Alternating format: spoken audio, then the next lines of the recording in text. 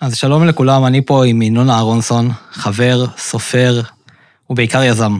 אז ככה, לפני שאני אתחיל לשאול אותך שאלות ונדבר על הנושא של הפרק, אשמח שתציג את עצמך. להציג את עצמי. ינון, 26, כיום הרצליה, וזהו, מה עוד יש לומר עליי?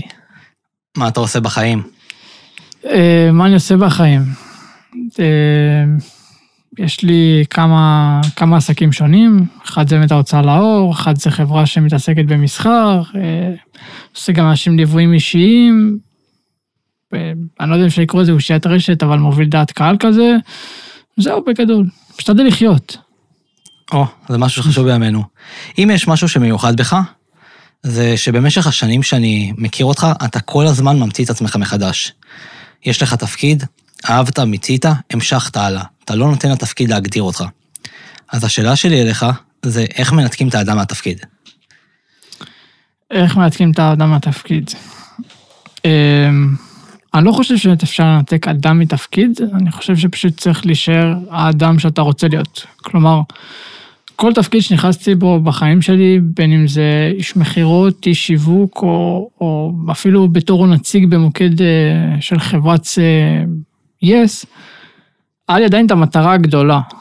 ועכשיו, כל תפקיד שאתה נכנס אליו, כל תפקיד שאתה עושה, בין אם זה כעצמאי או שכיר, הוא איזושהי מדרגה בדרך ברגע שאתה מבין שמיצית את המדרגה הזאת, ואתה כאילו כבר לא יכול להתפתח יותר, ואין לך עוד אופציה להתפתח, פשוט תעבור הלאה.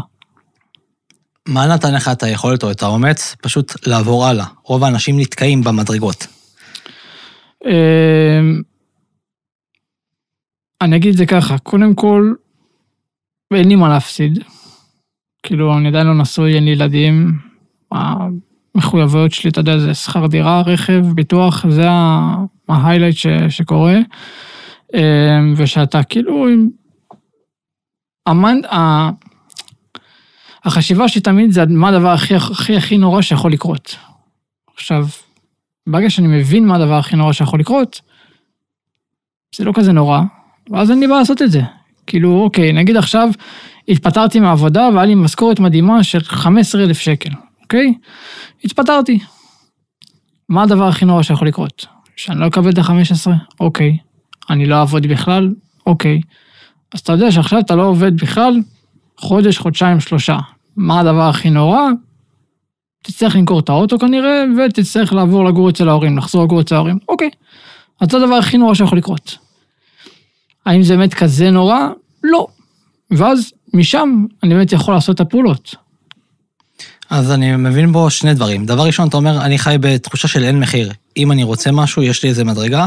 כשאני מקבל החלטה, אין מחיר, אני מוכן לשלם כל מחיר שיהיה בדרך. דבר שני, אני בודק מהם המחירים שבאמת אני יכול לשלם, ומשם אני גם יודע איך להפעיל את עצמי בהתאם. כן, פשוט יש לי את המטרה הגדולה, נקרא לזה, אתה יודע, כל באדם נכנס לאיזושהי פעולה, לפחות באמונה שלי, מטרה גדולה, כלומר, עכשיו באדם יוצא הבוקר לעבודה, כי יש לו איזושהי מטרה. אז המטרה שלי היא טיפה יותר גדולה, כאילו, אתה יודע, בוויז'ן קדימה, יש את המטרה העליונה, נקרא לזה, ופשוט אני עושה פעולות קטנות שיקרבו אותי לשם.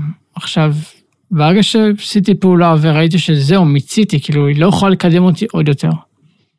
זה סתם לעמוד במקום, וזה כאילו בזבוז זמן. אז זה עניין של חזון. כן. איך אתה יצרת את החזון שלך? איך יצרתי את החזון שלי? וואו, שאלה יפה. הייתי ילד בן 12. אמא שלי, הרכב שהכי אוהבת בעולם זה אאודי. לא יעזור איזה רכב תביא לה, לא משנה כמה הוא מפואר, אאודי זה כאילו הפייבוריט שלה. ובגיל 12 באתי לאמא שלי, אמרתי להם, אמא, אני אביא לך ג'יפ של אאודי, כי זה מה שהיא רצתה. עכשיו, בתור ילד בגיל 12 לא באמת היה לי מושג כמה עולה ג'יפ של אאודי, ובטח לא היה לי את האמצעים הכלכליים להביא ג'יפ של אאודי. אבל זה מה שבעצם הכניסתי לחקירה הזאת של, אוקיי, רגע, איך עושים כסף? ומצאתי את עצמי בגיל 18 קונה בתים בארצות הברית. וכאילו, זה מה שהבאתי בעצם נקרא לזה המשחק הזה של כסף, והמטרה עדיין נשארה כאילו אותה מטרה, להיות במצב שאתה יכול לקנות לאמא שלך ג'יפ, כמובן שמאז טיפה דברים התרחבו, כי אמרתי, אוקיי, אני גם צריך לדאוג לעצמי, ולא רק לאוטו לאמא וזהו, ושם סיימתי את המטרות שלי בחיים. מה גורם לילד בן 12, שרואה שאמא שלו רוצה ג'יפ של אאודי, ללכת ולדאוג שהדבר הזה יקרה? חינוך, נטו החינוך. כאילו, קודם כל לא משנה מה אמא שתמיד הייתה באה במקום הראשון אצלי, בכל בחינה שהיא, ואני גם בגיל 12 עובד, כאילו, פשוט באתי להורים שלי, ביקשתי 200 שקל לסרט ללכת עם חברים, אמא שלי נתנה לי את ה-200 שקל, ויום למחרת היא גם שלחה אותי לשטוף חדרי המדרגות. כי רק רצה שיהיה את ההבנה של כמה קשה זה להשיג 200 שקל היום. מאז גם לא ביקשתי מההורים שלי שקל, כי הבנתי, אוקיי, רגע, זה באמת קשה, כאילו עבדתי פיזית, שטפתי חדר מדרגות של בניין, איזה 4-5 קומות, ילד בן 12, אני לא אומר שזה האידיאל לעשות את זה, אבל אני כן מוכיר תודה להורים שלי על זה שהם אמרו לי, אוקיי, בוא תעבוד. דבר ראשון, אני רוצה להגיד שזה דבר יפה, כי בדור של היום שמאוד נהוג, ככה, אם ההורים טיפה, קצת רעילים, קצת מורידים אותך, אז ישירות, נתק מהם קשר. מאוד קל להגיד, נתק קשר מהורים, לנתק. ואתה אומר, תקשיב, הדבר הכי חשוב לי בעולם, זה אמא שלי. אני עד היום מוקיר להורים שלי תודה, על החינוך שהם נתנו לי. בעצם ההבנה הזאת היא שההורים שלנו נתנו עבורנו הכל, ועשו בשבילנו הכל, כדי שאנחנו נצמח בדרך הכי טובה שהם יכולים לעשות, זה בעיניי קסום. אתה אומר פה עוד דבר, היא נתנה לי פה שיעור לחיים, היא נתנה לי את ה-200 שקל, וגרמה לי לראות פיזית כמה קשה זה להשיג את ה-200 שקל. Okay. ומאותו רגע איזה אמונה נוצרה לך? איזה אמונה נוצרה לי? לא יודע לענות על זה. לא יודע לענות על איזה אמונה נוצרה לי, אבל פשוט הבנתי שכאילו... תשמע, אני אחלק את זה 2. מצד אחד, בגיל 12 אני מאוד מאוד קשה להרוויח 200 שקל. באותה נשימה, גם אבא שלי עובד בהייטק. אני אף פעם לא מעיד על עצמי שגדלתי באיזה ילדות קשה, כי אני יותר מזה, אני גם מתחיל את ההרצאה שלי, בזה שאני אומר, לא באתי מבית מסכן, גדלתי בקריית טבעון עם כל המשתמע מכך, עם כל הסטיגמות והכל, וכאילו, כל טוב, אבא שלי עובד בהייטק, אמא שלי עצמאית, לא היה לי חסר משהו בילדות, גם לא קיבלתי יותר מדי בילדות, אבל מה שהייתי צריך הייתי מקבל. ואבא שלי תמיד אמר לי, שבאדם שעובד קשה אין לו זמן לעשות כסף. ממש מגיל קטן הוא אמר לי את זה, באדם שעובד קשה אין לו זמן לעשות כסף. עכשיו, כשאתה שוטף חדר מדרגות, אתה עובד קשה. ואתה כאילו מבין שאתה מוכר את הזמן שלך בשביל, לא יודע, 20, 30, 50 שקל בשעה, אם אתה כאילו ממש מטורף, אבל אתה עובד קשה. ולאט לאט, עם הזמן, כשאתה יודע שאני כבר התחלתי לפתוח חברה, ושכבר ראיתי איך אני ממש מגמד את זה, אמרתי, אוקיי, כמה אני יכול באמת אני לעשות, בשביל לא למכור את הזמן שלי בשביל כסף. בשביל, אתה יודע, לתת את זה לפרילנסרים, לאנשים שעבדו בשבילי, וכאילו אני אשלם על הזמן שלהם, אין לי בעיה. אבל את הרווח אני אקח בלי שום קשר לכלום. מדהים. עכשיו, מה שמעניין אותי, אני רוצה שגם נתרכז בנושא של הפרק עצמו, זה איך או איזה כלים אתה יכול לתת לאנשים כדי שהם יוכלו לבנות את עצמם, כדי שהם יוכלו להבין מהם החזון שלהם שהם רוצים ללכת, וגם כדי שהם יוכלו כל פעם לדעת איך להמציא את עצמם מחדש. אוקיי. מה החזון של באדם זה בעיקר הדברים שמניעים אותו בחיים. אני כן אגיד שבסופו של דבר, לדעתי, האושר של באדם צריך להיות מורכב מבריאות, מאהבה ומכסף. כי אין מה לעשות, זה חלק מהעולם שלנו היום. בריאות, תתאמן, תאכל בריא, אתה כנראה תהיה בריא יותר משאר האנשים, אם יש מחלות לא עלינו, אז אין מה לעשות, טפל בהם. אהבה, בסופו של דבר, עם כמה שהייתי המון זמן לבד, הבנתי שלא משנה כמה אתה מצליח או לא מצליח, במשברים, או אפילו, אתה יודע, בימים שאתה הכי מצליח בעולם, וכאילו סגרת עסקה מדהימה, ואין לך עם מי לחגוג, אז יש איזשהו פער, ואז אתה כאילו סתם נכנס לדיכאון, וכסף, בסופו של דבר, זה מה שמניע. אז לדעתי, קודם כל, המטרה שבאדם צריכה להיות מורכבת, גם מזה וגם מזה וגם מזה. ובסופו של דבר, להמציא לעצמך מחדש, זה למצוא דברים שאתה אוהב לעשות, וא' להתמקצע בהם, וב' פשוט לעשות אותם. כאילו, אני לא מאמין שאתה צריך לעשות תואר בשביל להצליח בחיים, אני לא מאמין שאתה צריך עכשיו ללכת כל היום ולעבוד רק בעבודה אחת, וזה תצליח, כי יש כסף בכל תחום שנבחר לעשות, גם אם עכשיו אנחנו לא יודע, נסתכל על הכוס זכוכית הזאת, אפשר לעשות ממנה אחלה עסק. ואם לא ממנה, אז כנראה מהחומר שמייצר אותה. כאילו, אין בעיה לעשות כסף מדברים. השאלה היא באמת אם זה מספיק מושך אותך, מספיק מעורר בך תשוקה, שאתה קם בבוקר ואתה אומר, וואו, איזה כיף לי שאת זה אני עושה היום. אוקיי, אני אשאל אותך כמה שאלות. אחד על עניין של חזון, מה שדיברת, שאתה רואה אותך, חזון, זה משלושה גורמים, זה בריאות, זה אהבה וכסף. אבל אני רואה את חזון בצורה שהיא קצת משהו שהוא מעבר אליי. ההשפעה שלי לעולם שהיא מעבר אליי, שהיא יותר גדולה ממני. איך אתה רואה את החזון? אני חושב שההשפעה של מה שאתה עושה לעולם או לאנשים אחרים, היא לא בכך קשורה לחזון האישי שלך, או יותר נכון למטרה האישית שלך, היא תוצאה נלווית. כי בוא נגיד זה ככה, בן אדם שעכשיו מרוויח 100,000 שקל בחודש, לדעתי לפחות לא יכול להרוויח את זה אם הוא לא ישפיע על אנשים אחרים.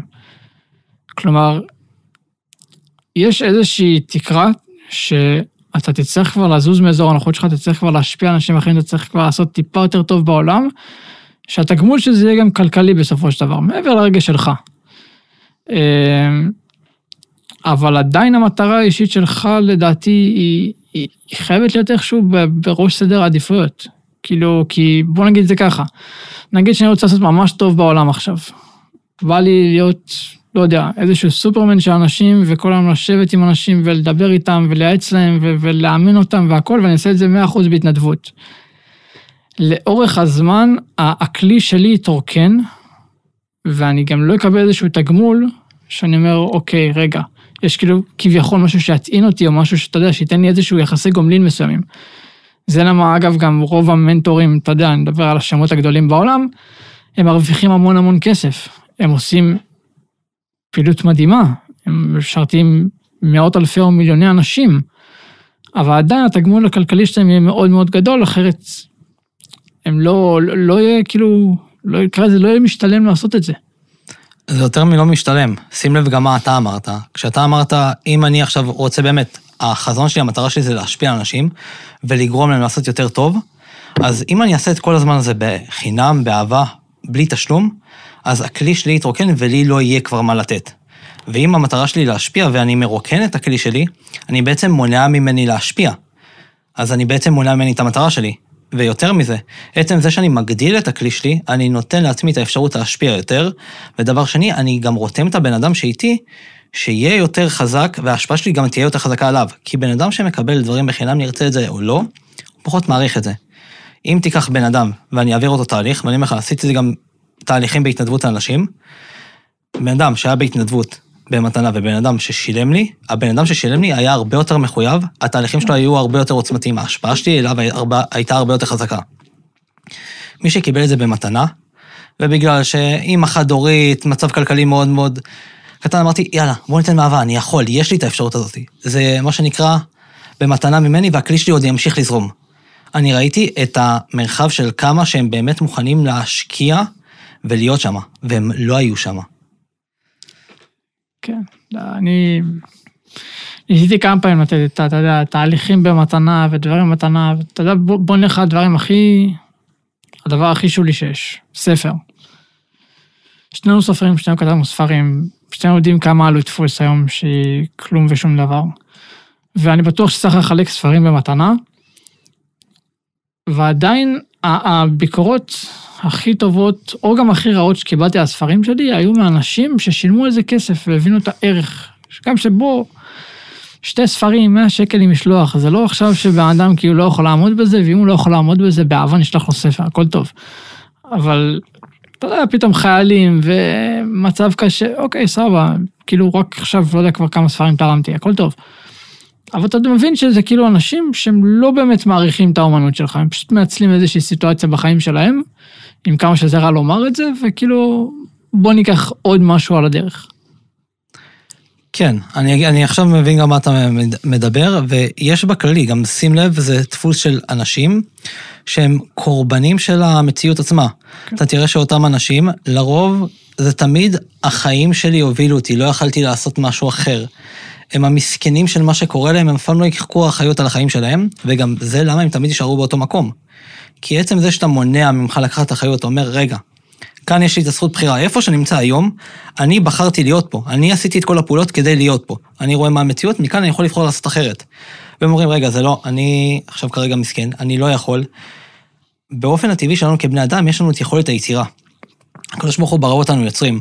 ההוכחה הכי טובה לזה, הכי איפה שאנחנו מדברים, זה יש מאין. זה לא היה קיים לפני שבן האדם החליט ליצור את זה.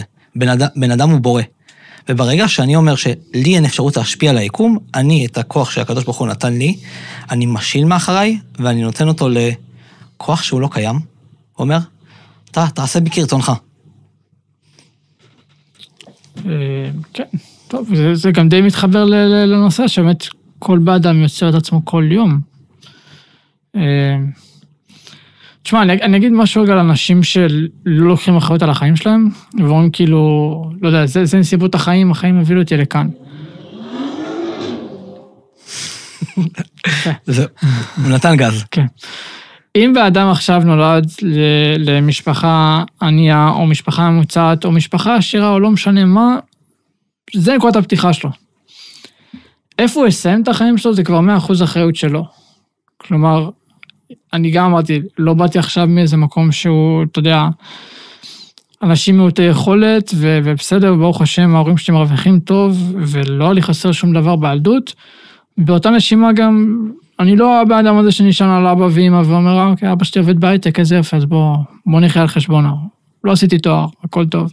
אח שלי נגיד עשה תואר, אבל הוא נלחם כל הזמן להיות מצטיין דיקן, ולקבל את המלגות בשביל לא לשלם על התואר. ובינינו, רוב החברות הייטק מסבסבות את התואר הראשון של העובדים, שכאילו, של הילדים של העובדים. זה לא שיש עכשיו איזשהו משהו, לא, הוא נלחם על זה. אני רוצה להיות מצטיין, אוקיי, מדהים. אני גם רציתי ללמוד איזשהו משהו, הלכתי, למדתי, שילמתי, הכל טוב. בסופו של דבר, זה שהגעתי ממקום X, זה אחלה, אבל אני חושב שאם בן אדם לא מסיים את החיים שלו, כאילו בלפחות 10X מהמקום שהוא נולד בו, יש כאן בעיה מאוד מאוד גדולה, מאוד גדולה. מה נתן לך את היכולת לנתק את המקום שמנו הגעת למי שאתה?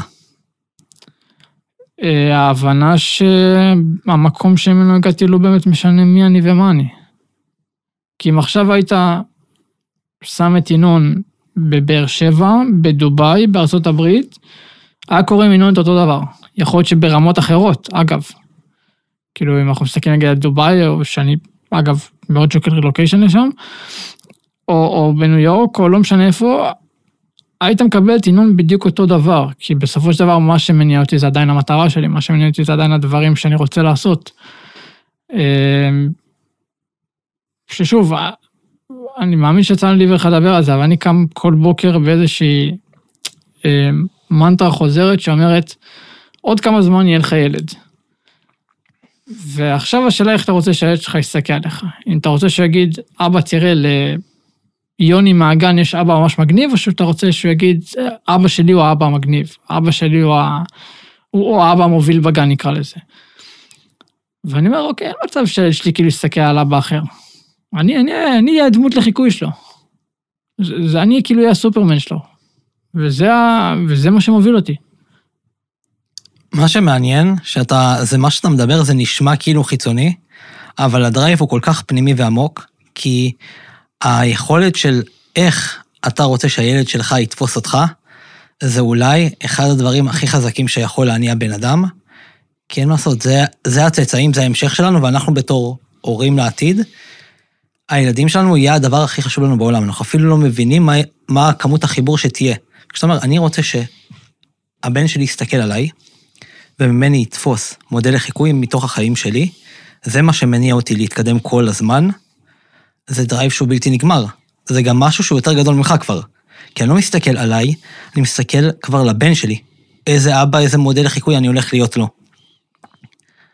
איך יוצרים בהירות למטרה? איך יוצאים בהירות למטרה? קודם כל אני חושב שרצוי להוריד את המטרה לכתב. כאילו, אני פשוט, אני אשים את המטרה שלי כאילו, כי הכי קל לנתח אותה, כי ככה ניתחתי אותה. המטרה שלי, קודם כל, בראש ובראשונה, אם אני מסתכל על משפחה, אמרתי, אוקיי, אני רוצה להתחתן, אני רוצה לפחות 3 ילדים. אוקיי, מדהים, אז אני יודע שאני צריך בשביל זה למצוא אישה, אני צריך לצאת את ה-X זמן, לעבור לגור ביחד, כי ממש פירטתי את זה לרמת התוכנית, כאילו הכי, כמה זמן אתה צריך לצאת עד שאתה מרגיש בטוח, ממש כמו מדריך כזה. וילדים, הכל טוב, מדהים. אוקיי, עכשיו מבחינה כלכלית, אם יש לי 3 ילדים ואישה, מה הסכום בערך הממוצע בארץ שאני צריך להרוויח בשביל שהם יוכלו לחיות בשקט וביטחון? כנסו לגוגל, יש פחות או יותר את השכר הממוצע בשוק, גם, אתה יודע, לפי אזורי מחיה, משפחות, כמה ילדים, כמה צריך, אוקיי. אז הבנתי שזה עולה X כסף, ואז אמרתי, אוקיי, אני עכשיו רוצה גם לתת מעשר, שזה 10% כמובן מההכנסות שלי, ואני רוצה לתת להורים שלי עוד באזור ה-30,000 שקל כל חודש, בלי קשר לפנסיה שלהם או למה שהם מרוויחים, ממני, כאילו, מגיע לכם. ואז הבנתי שאני צריך להגיע כל חודש ל-100,000 שקל נטו. ואז יש לי כאילו 10,000 שקל לתת מעשר, 30,000 להורים, ואני אחיה מ-60,000 שקל, שזה מספיק גם למשפחה עם 3 ילדים, ואפילו נשאר לך עוד כמה שקלים בכיף לחסוך. אוקיי, אז איך עכשיו עושים 100,000 שקל? אז זה ממש לרדת לרזולוציה, אוקיי, בשביל 100,000 שקל, כמה אתה צריך לעשות ביום, מאיזה מקור הכנסה, כמה מקורות הכנסה אפשר לעשות 100,000 שקל, אם אתה לא רוצה מקור הכנסה אחד. אוקיי, אז אתה הולך ולומד את הדברים האלו. זה היה כאילו ממש לרדת לתוכנית ולרמת מה אתה עושה כל יום בשביל להגיע למטרה הזאת. עכשיו, אם אני אשקר ואני אגיד שהמטרה הזאת והתוכנית זה כאילו, אתה יודע, רק תלך כמו מפת דרכים והגעת, הלוואי. כבר הייתי במקום אחר, אבל יש לך באמצע מאמרות, יש לך פתאום דברים, יש לך שבוע שלא יודע, תפס לך מחלה, אין לך כוח לעבוד, לא בכלל לעשות כלום היום. אוקיי, תמודד. זה מה שקרה השבוע. אבל עדיין זו הייתה המטרה, ועדיין זו התוכנית, וכאילו, זה פשוט להוריד את זה לכתב, וממש לנתח את זה כמו, לא יודע, תרגיל במתמטיקה, שאתה פשוט מראה את הדרך. אז אני אהפוך את זה לכלים שאנשים יוכלו להבין את מה שאתה אומר, כי נתת פה דבר מאוד מאוד גדול. דבר ראשון, כשיש לך את המטרה הראשית הגדולה, במקרה שלך זה משפחה עם 3 ילדים, תוריד את זה לכתב. משם תיצור מטרות נגזרות שאתה חייב להשיג, כדי שהמטרה הזאת תהיה. אחרי שיש לך את הנגזרות של המטרות הקטנות יותר, משם כבר תתחיל לתת פעולות, תתחיל לתת יעדים יותר קטנים, כדי שתוכל להגיד, אוקיי, זה מפת הדרכים שלי, שמשם אני מתחיל לצעוד, ומשם אני מתחיל לפעול. וזה מה שאני עושה. שזה מדהים. וזה גם המון עבודה עם התת מודע. המון, המון. זה ברמת שהשומר מסך שלי, זה עובר ושב, של 2 מיליון שקל. למה? כי זה מספר שרציתי שיש שם בעובר ושב. פשוט שמתי את זה ככה, וגדול רוב האנשים לא מתייחסים לשומר מסך שלהם. אבל ברגע שאתה שם משהו, ואתה מסתכל עליו מלא פעמים ביום, בלי לשים לב מתי שהוא נכנס לתת מודע שלך, ובלי שתשים לב ובלי שתדע, התת מודע יעשה פעולות שיגרמו לך באמת להגיע לתמונה הזאת שהמצב הזה, זה יהיה המצב הקיים שלך. זה למה אני גם חושב שאנשים ששמים עצמם, לא יודע, לוח חזון כזה, של איזה רכב אני רוצה, ואיזה הכנסה אני רוצה, ומשפחה, זה דבר מדהים. כשאתה באמת מבין מה זה עושה. לא לשים תמונה של עצמך, או של הבת-זוג שלך, יפה ככל שתהיה, אין עם זה בעיה, היא מדהימה, זה נכון, אבל היא לא כרגע מקדמת, כאילו, את המטרה. זה בסדר, אתה יכול לישון איתה בלילה, הכל טוב, אבל גם במחשב, כל דבר שאתה רואה במהלך היום, שיקדם אותך לעבר המטרה שלך, גם אם אתה לא רואה איך הוא באמת מקדם אותך, תראה כל יום לפחות, ואדם מרים את הטלפון במקרה הטוב 30 פעמים ביום, אתה רואה את המספר הזה. אתה עושה פעולות שיגרמו למספר הזה לקרות. אז מה שאתה אומר זה בעצם תיצרו עוגנים, במקומות בחיים שלכם, בין אם זה מסך שומר מסך, בין אם זה עכשיו מקום שתעבור במטבח, ואתה תראה איזה לוח חזון, בחדר לא משנה מה, שכל הזמן יזכיר לתת מודע שלך, מהי המטרה שלך, כדי שחוק ההגשמה יקרה, ואז הוא ידאג באופן אוטומטי, שאתה תעשה את הפעולות, שלשם אתה צועד, ויזכיר לך כל הזמן, זו המטרה שלי, אני צועד לשם. כן, בול. איך עושים את הצעד הראשון? מקבלים החלטה. כאילו, תשמע, אומרים שהכי טוב לעשות, שהתאריך הכי טוב, הכי נכון להתחיל זה אתמול. עכשיו זה אחלה, זו סיסמה מדהימה. היא כנראה גם מאוד מאוד נכונה. אבל, כמו שאמרתי, אני פשוט הולך על דרך השלילה. כלומר, אם עכשיו לא התחלתי היום, מה זה אומר? יש לך מטרה. בוא נלך על המטרה הכי פשוטה שיש, אני רוצה לרדת 5 קילו. אוקיי, לא התחלת היום. מה קורה? לא התחלת מחר. מה קורה? לא התחלת בעוד חודש, מה קורה? כאילו, מה המחיר שאתה הולך לשלם בזמן הזה? ומכאן אתה בעצם אמור לגזור את זה, שכאילו, תתחיל, הכל טוב. או שאתה מוכן לשלם את המחיר של לא להתחיל. אני אגיד לך מה, רוב האנשים אפילו לא ידעו מה המחיר שהם עומדים לשלם, כי הם אומרים, אוקיי, אם אני לא מתחיל לעשות את הפעולות, הם רואים קודם כל מה המחיר כביכול הפיזי המוחשי שאני עומד לשלם. אבל ברגע שאתה מציב לעצמך מטרה, שוב ושוב ושוב, אתה לא עומד בה, מה שקורה, התפיסה והערך העצמי שלך באופן אוטומטי יורד. כי אתה אומר, רגע, אני כבר יודע מה המילה שלי שווה. כי אני, בלי שאף אחד ידע, אני אמרתי שהיום אני אלך למכון ולא הלכתי. ובלי שאף אחד ידע, אני אמרתי שהיום אני אנקה את הבית ולא עשיתי. וזה קרה שוב ושוב ושוב ושוב. וכשאני יודע שהמילה שלי לא שווה כלום, אז אני גם תופס, אני באמת לא שווה משהו. זה ישירות יורד. אני חושב תשמע, אחד הכלים הכי טובים שאני אוהב לעשות, זה להתחייב כלפי חוץ. כלומר, תספר לכמה שיותר אנשים את החזון שלך. תספר לכמה שיותר אנשים איפה אתה הולך להיות בעוד שנה, בעוד 3 שנים, בעוד 5 שנים, בעוד 10 שנים. תספר להם. גם אם אתה לא מכיר אותם, אגב, זה לא באמת רלוונטי. כי אם אתה לא מצליח להתחייב לעצמך, זה בסדר. אוקיי, אין מה לעשות, יש אנשים שהמילה שלהם מול עצמם, הם אוהבים לוותר לעצמם, הם חלשי אופי, לא משנה, כל אחד שיקרא לזה איך שהוא רוצה, סבבה. אבל אם עכשיו התחייבת בפני חברים שלך, בפני אנשים שאתה לא מכיר, ברשתות החברתיות, אגב, שזה כלי מדהים, להתחייב ברשת החברתית מול כולם, ואתה לא עומד בזה, כן יש בעיה אחרת. כי אתה כבר לא כאילו יוצא במרכאות לוזר מול עצמך, אתה כאילו כבר התחייבת לכולם. ואז אם זה לא נותן לך דרייב, אנחנו צריכים לעשות שיחה אחרת לגמרי. אז זה תמיד תהיה עבודה פנימה. גם שמה, תחשוב, אם אני מתחייב לרשתות החברתיות, אני איתך. ההתחייבות שלנו כבני אדם, כלפי חוץ, היא תמיד תהיה יותר גבוהה מההתחייבות שלנו בפנים. הרבה יותר קל לנו. כי כביכול אף אחד לא שומר, אף אחד לא רואה את הבלוף. ולנו יש תדמית שאנחנו תמיד רוצים לשמור עליה. והתדמית היא תהיה כלפי חוץ. יחד עם זאת, אם אני לוזר בפני עצמי, זה בעיה מאוד מאוד גדולה. ברגע שאני לא יודע איך לעמוד במילה שלי, אז אני חייב לעשות עבודה פנימה, ויתרה מכך, אני גם כנראה צריך לדעת איך לשנות את ההרגלים. כי השינוי שלי הוא לא פרקטי והוא לא נכון עבורי. לקפוץ מ-0 ל-100 זה לא עובד. זה כמו שאמרת במדרגות לעצור, מציץ המדרגה, גם שם בעניין של שינוי הרגלים. צריך להבין איזה מדרגה אני נמצא, ומה המדרגה הבאה עבורי. יכול להיות שעבור מישהו אחר זה יהיה עוד 3 מדרגות שלי, אבל אני צריך להבין איך אני קופץ למדרגה הבאה שלי. אני מסכים איתך, תשמע, בסופו של דבר, כשבאדם מציב מטרה, אם הוא מציב עכשיו נגיד מטרה מאוד מאוד לא ריאלית למצב שלו בחיים, לצורך העניין פלוני אלמוני היום עובד בשירות לקוחות, הוא מרוויח 6,000 שקל בחודש, הוא בן 25, והוא רוצה עוד 5 שנים להרוויח 1,000,000 שקל בחודש. כשהוא עדיין עובד, כאילו היום הוא עובד בסטטוס הזה. אתה מסכים איתי שזה לא מדרגה שהיא כל כך ריאלית, כאילו למצב שזה המצב האתון, אוקיי, אפשרי זה אפשרי, כן, אבל כאן אתה כבר לוקח אנשי מקצוע שקודם כל יעבדו איתך על החוסן המנטלי שלך ועל המיינדסט שלך.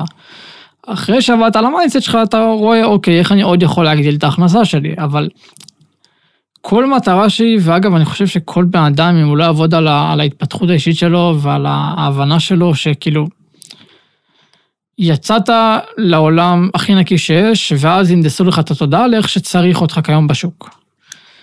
ברגע שאתה מבין שעכשיו ינדסו לך את התודעה, והיום רוצים שאתה תהיה שכיר כי צריך אנשים שכירים, או לא יודע מה, כל אחד והשטות שלו, כי אני בטוח שללמוד את ההיסטוריה זה מאוד מאוד קידם אנשים בחיים, ומי כמונו יודע שכל באדם מצליח היום יודע מה קרה במלחמת העולם השנייה, אבל לא משנה.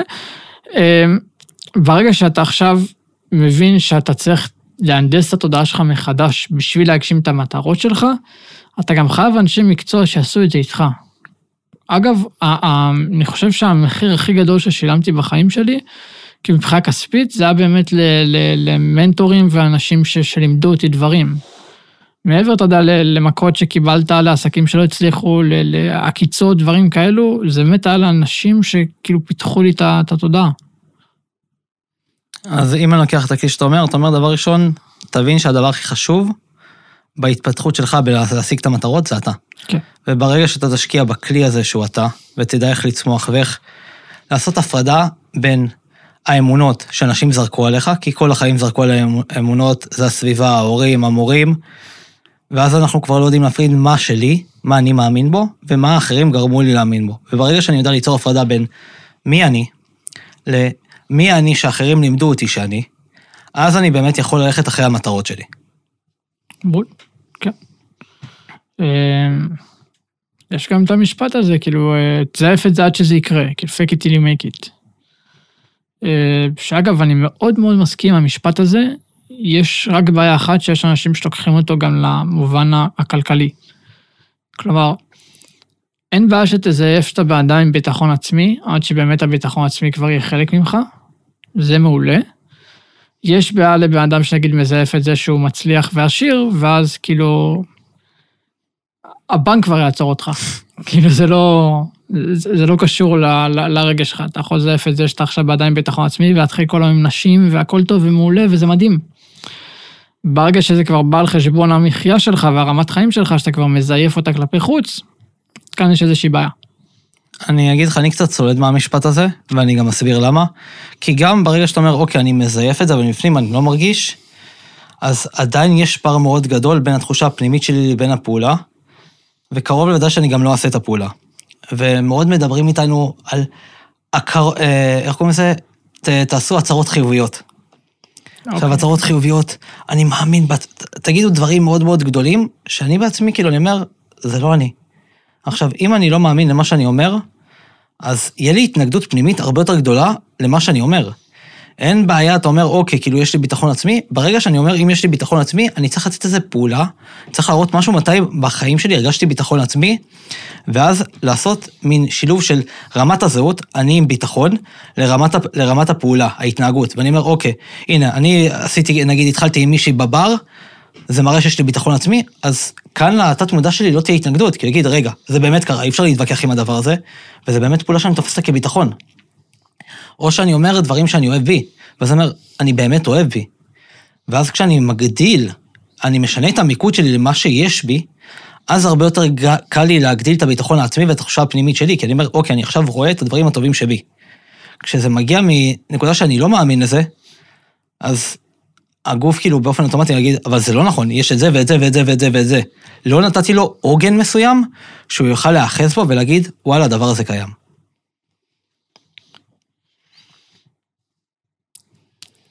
תשמע, אני מאוד מאוד מסכים עם זה. גם אתה כל הזמן חוזר כאן על עוגנים, שזה לדעתי בערך הכלי, אולי בין הכי חשובים שאתה בא לעבוד עם באדם ולפתח אותו, כאילו, ולהביא אותו לאיזשהו מצב, נקרא לזה של יציבות נפשית. העניין בקטע הזה של לזרוק לעצמך, כאילו, שאומרים באמת, תגידו שיש לי ביטחון, תגידו שאני אוהב את עצמי, תגידו שזה מעולה, וזה מדהים, כשזה מצטלם טוב. בפועל, כמה באמת אנשים עכשיו ילכו, ואגב, עשיתי את זה כמה פעמים, לעמוד מול המראה ולהגיד לעצמך דברים טובים, זה אחלה וזה מדהים, כשאתה לבד בבית, בפועל, אם זה מחזיק מים, לא. אם זה איכשהו תורם לך, כן, אתה מבין שאתה יכול להיות הרבה יותר משוגע ממה שחשבת שאתה תהיה, כאילו, חד משמעית. וזהו, וכל טוב, אני מדבר על עצמי כמה פעמים ביום, אבל זה באמת סיטואציה שאני לא אשכח, שאני עומד בו למראה ככה, ואתה מוצלח, ואתה אוהב את עצמך, ואתה טוב. ופשוט, כאילו, אם עכשיו מראה לא הייתה מראה, והצד השני יכול להגיע, ופשוט מסתכל ככה, מה אתה עושה מטומטם, כאילו, לך, תעשה משהו עם החיים שלך, כאילו, מה? בסדר, אבל זה... לא ניקח אנשים את הפרנסה שלהם. אבל זה קטע מאוד גדול שאנחנו מנסים לדבר, זה קטע מאוד גדול שאנחנו מנסים לדבר על זה ולהבין בעצם את העניין של ההבדל בין לעשות סתם הצהרות חיוביות, לבין הצהרות חיוביות שאני באמת מאמין להם. כי ברגע שאני יוצר, אולי זה משהו שאנחנו באמת יכולים לדבר על זה, העניין של שינוי מיקוד, הפוקוס שלי. כי הפוקוס שלנו נזרק לכל כך הרבה מקומות ביום יום. האופן הטבעי של הפוקוס שלנו זה להיזרק במה לא בסדר, ולהתמקד במה לא טוב. כי שמה זה האופן ההישרדותי שלי בתור בן אדם. ולמיינד שלנו לא אכפת לנו אם נהיה מאושרים, לא אכפת לנו אם נרגיש טוב, מה שאכפת לו זה סך הכל שתשרוד. כן. ושמה הוא הולך באופן טבעי, למה לא בסדר כדי שאני אוכל לשרוד. ברגע של שנייה אני אומר לו, רגע, אני אוסף את עצמו מחדש, ואני אומר, בוא נסתכל במה טוב, במה כן עובד. פתאום הוא רואה את הדרך שמתחילה לסלול, הוא רואה את תחושת המסוגלות שלו עולה, כי הוא אומר, בוא'נה, אני עברתי את זה, התגברתי על זה, עשיתי את זה, כמה גדלתי בחיים שלי. אז פתאום, וואלה, יש לי איפשהו כאילו עניין של ביטחון, יש לי מסוגלות מסוימת לעבור אתגרים מסוימים ולהצליח. ואז משמה, אני יכול לעשות, יש לי מספיק אומץ, כמו שאמרת, לנתק את עצמי במדרגה, כי אין לי מחיר, אני יכול לעשות את זה, אני יכול להרשות לעצמי את זה, כי אני כבר מאמין בעצמי מספיק בשביל הדבר.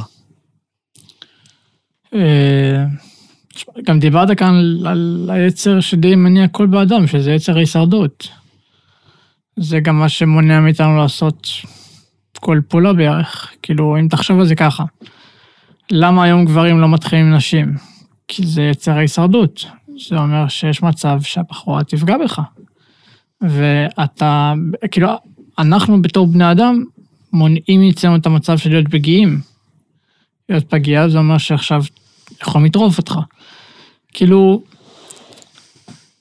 כל פעולה שאנחנו עושים בחיים, יותר נכון שאנחנו לא עושים בחיים, היא בעצם מונעת מתוך היצר ההישרדות הזה. או מהכל הקטן הזה בראש, שאומר לך, אל תעשה דברים. שאגב, יש מצב שהוא סתם שם. כאילו, יש המון אנשים שיצא לדבר איתם, שבחיים לא קיבלו דחייה מבחורה. אף פעם. שאל אותם היום, למה הם לא דחייה עם בנות? אין באמת תשובה. כי תגיד לי לא, אוקיי, שמעת פעם לא? לא. אז למה? הוא סיפר לי, הוא זה, באמת כמו שדיברת על זה קודם, שכאילו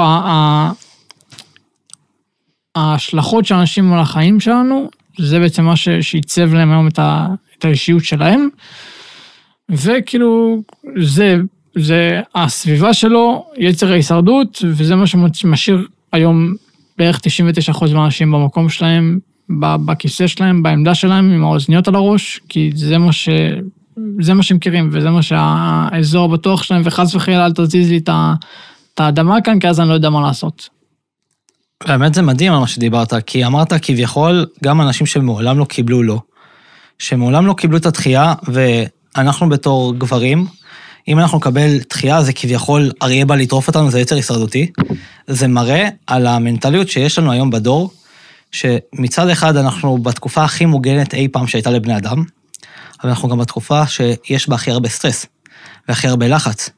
כי עכשיו העליתי תמונה לאינסטגרם, ולא קיבלתי מספיק לייקים, אז זה גם היצר הישרדותי, זה כאילו נכנס לי סטרס, רגע, לא מספיק אוהבים אותי, לא מספיק רואים אותי, אריה בדרך. אני עכשיו מתחיל עם מישהי, היא אמרה לי לא, אריה בדרך. אני עכשיו ניסיתי להתקבל לעבודה, קיבלתי לא, אריה בדרך. אבל בפועל, אם שנייה ננתק, כמו שאמרת, את הקול הקטן שיש לנו בראש, לא קרה כלום. התחלת עם בחורה, היא אמרה לך לא, אוקיי, אז ההצעה לא הייתה מתאימה לה. יתרה מכך, משהו שקרה לי פעם אחת עם מתאמן, שגרמתי לו להסתכל, עם כמה שאלות, אז אמרתי, בסופו של דבר, כאילו, מה זה אומר לא, כשהיא אמרה לך? ואז בסוף הוא אמר, זה אומר כאילו שאני כנראה לא לטעמה. אמרתי, היית רוצה להיות עם מישהי שאתה לא הטעם שלה? אמר, לא, מה פתאום? אני כזה, אז עשתה לך טובה, אתה רואה את השינוי של התפיסה שלו? אמר, כאילו, פתאום, וואלה, אתה צודק. השינוי של התפיסה של מי אריה, רגע, היא מסננת עצמה בשבילי, זה משהו מאוד מאוד גדול שקורה לנו. ברגע שאנחנו רק מתחילים לשנות את התפיסה של המחשבה, אותו דבר גם רעיון עבודה. אמרו לי לא, אוקיי, יש לי עוד מלא הזדמנויות בדרך, וכנראה הזדמנויות שהיו לי יותר טובות. התמונה הזאת היא עכשיו באינסטגרם, אמרו לי, לא אהבו את זה. אוקיי, so what? אני אתן לך את הדוגמה הכי טובה אולי שאני מכיר ליצר ההישרדות. יש זוג שנפרד, וכמעט בכל זוגיות יש איזשהו צד אחד שממשיך הלאה, ויש את הצד שעדיין נאחז בתקווה שיום אחד אולי נחזור. עכשיו, זה לא שהוא באמת רוצה שהם יחזרו, זה פשוט שהוא זוכר, התת מודע שלו זוכר, שבתקופה הזאת הוא הרגיש הכי טוב. והוא בעצם כל הזמן רוצה להרגיש הכי טוב. עכשיו, המוח שלנו עובד בצורה הישרדותית, כלומר שהוא מוחק רגעים רעים. אם עכשיו תסתכל על זוג שלא יודע, עבר בגידה, אני יכול להגיד את זה בתור בעיניים שבגדו בו, לאט לאט המוח שלך מוחק את זה, ואתה כבר רק זוכר את הדברים הטובים מהזוגיות. אתה לא זוכר את הרגעי כאב. ואז הוא כל פעם רוצה לחזור אליו. אתה אומר לו, למה? אבל עשה לך רע. לא, היא לא עשתה לי רע. אני רוצה לחזור אליה, היא טובה לי, היא פה. כאילו, היצר הישרדות שלנו, והיצר הזה להיות בזוגיות, ולהיות במקום שטוב, ברגע שאתה באמת מצליח לעבוד על זה, וזו עבודה שהיא על גבול היומיומית, אתה פתאום מצליח להבין כאילו גם איך אתה יכול לנטרל את האיש הקטן בראש, נקרא לזה. אם יש לך עצה לנטרל את האיש הקטן בראש, מה היא הייתה? תכלס לשאול אותו שאלות. כי אתן לך דוגמה. אתה עכשיו בבר, אתה רוצה לגשת לבחורה. ואז הוא אומר לך, לא, אל תיגש. אוקיי, תשאל את עצמך רגע, אם אני ניגש עכשיו, באמת לי לא, מה קורה? מה הדבר הכי נורא, וזה באמת, שימו שזה שעה שאני שואל אותי, בכל סיטואציה בערך, מה הדבר הכי נורא שיכול לקרות? אז בוא נגיד שהיא עכשיו הבחורה הכי גסת רוח בעולם, קיבלת כאפה. אוקיי. יש גבר שלא קיבל אף פעם כאפה? כאילו, לא משנה אם זה מבחורה או אפילו מחבר שלך, קיבלת כאפה בחיים שלך. אתה יודע איך זה מרגיש. בוא נגיד שמולך כרגע אין את מקרגור. לא תקבל עכשיו כאפה שתמוטט אותך ותעלף אותך. מקווה לפחות. אוקיי. אז הסיטואציה הכי גרועה שיש, אני אקבל כאפה. כך אם היא ממש עכשיו, לא יודע, בחורה הזויה שפכה עליך משקה. בסה, תצטרך לכתב הביתה להחליף חולצה. אוקיי. אז זה הדבר הכי נורא שיקרה. ועם זה אני יוצא. כלומר, כל דבר שהוא לא הדבר הזה, מדהים בעיניי. מספיק שהיא אמרה לי לא, ולא קיבלתי כאפה, טיל, אתה יודע איזה חיוך יש לי? את לא יודעת לי כאפה? מה את אומרת? טוב, סבבה, אז לא? טוב, לא נורא. בהצלחה. אוקיי. זהו. אז אם לרגע אני אגור את כל הכלים שנתת פה, אתה אומר, דבר ראשון, כדי להמציא את עצמי כל הזמן מחדש, מה שאני צריך זה שתהיה לי מטרה ברורה. ברגע שיש לי את המטרה הראשית הברורה, אני מוריד אותה לכתב. ממנה אני גוזר עוד כמה מטרות שהן קשורות להשגת המטרה הברורה. ברגע שיש לי את הדברים האלה, משם אני מתחיל לגזור פעולות, דרכי פעולה כדי להגיע לשם. עוד משהו שאנחנו עובדים עליו זה עניין של פוקוס. יש לנו את העניין של הפוקוס של על מה יש ועל מה אין. אם הפוקוס שלי על מה אין, על יצר ההישרדותי, איך אני משנה אותו למה יש. אחד הדרכים שנתת פה זה עניין של שאלת שאלות. ברגע שאתה שומע את כל הקטן הזה בראש שאומר לך פקה, תתחיל לשאול אותו שאלות, להתחיל לערער על כל מה שהוא אומר לך, כדי שתגיד, וואלה, אתה יודע מה? זה לא כזה נורא. משם אני מוכן לצעוד. אז ינון, איפה אנשים יכולים למצוא אותך? איפה אנשים יכולים למצוא אותי? אני חושב שבעיקר באינסטגרם, אני מנסה לתפעל את הטיקטוק, אני מודה. קשה לי מאוד עם האפליקציה הזאת, יש שם יותר מדי דברים מטומטמים. אבל כן, בעיקר באינסטגרם. ועכשיו, אם מישהו ירצה ממך תהליך ליווי, במה אתה יכול לעזור לו? אני חושב שהיום אני יכול לעזור כמעט בכל דבר. כלומר, בין אם זה בהתפתחות האישית שלו, בין אם זה בהתפתחות העסקית שלו, בין אם זה בזוגיות שלו, או אפילו, אתה יודע, בהתחלה של בואו נראה איך מציבים את היעדים ואיך בונים את התוכנית שלנו לחיים.